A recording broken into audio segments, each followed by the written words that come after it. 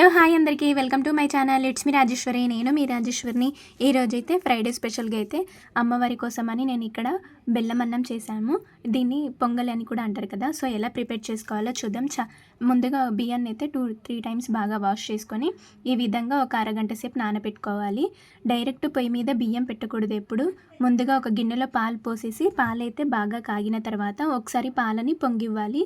ఇలా 5 టైమ్స్ పొంగిన తర్వాత మనమైతే ఇందాక నానబెట్టుకున్న బియ్యాన్ని అయితే ఈ పాలల్లో వేసుకోవాలి. అమ్మవారికి ఎప్పుడన్నా పొంగలి చేసినప్పుడు ఈ విధంగా బెల్లం అన్నం అయితే ఫస్ట్ పాలు పెట్టేసి తర్వాత రైస్ వేసుకోవాలి. ఆ నీళ్ళన్నీ తీసేసిన తర్వాత రైస్ మొత్తం దాంట్లో వేసుకొని ఒకసారి బాగా కలుపుకోవాలి. ఈ అన్నం అనేది పాలుల్లో బాగా ఉడికిన తర్వాత దాంట్లో కొద్దిగా యాలకులు కూడా యాడ్ చేసుకొని ఇలా దగ్గరికి అయిన తర్వాత దీనిలోకి మనమైతే స్వీట్కి తగ్గినంత బెల్లం అయితే తీసుకొని కొద్దిగా వాటర్ పోసి పొయ్యి మీద పెట్టి ఈ బెల్లం పాకం నీళ్ళైతే ఈ అన్నంలో వేసుకోవాలి. ఈ విధంగా ఒకసారి ఒక 5 మినిట్స్ బాగా ఉడికిన తర్వాత దింపుకొని మనమైతే దీనిలోకి 2 స్పూన్ల నెయ్యి వేసుకొని పొయ్యి మీద ఒక ప్యాన్ పెట్టుకొని ఈ విధంగా డ్రై ఫ్రూట్స్ అయితే వేసుకొని వీళ్ళైతే నేను అమ్మవారికి పొంగల్ అయితే ప్రిపేర్ చేశాను.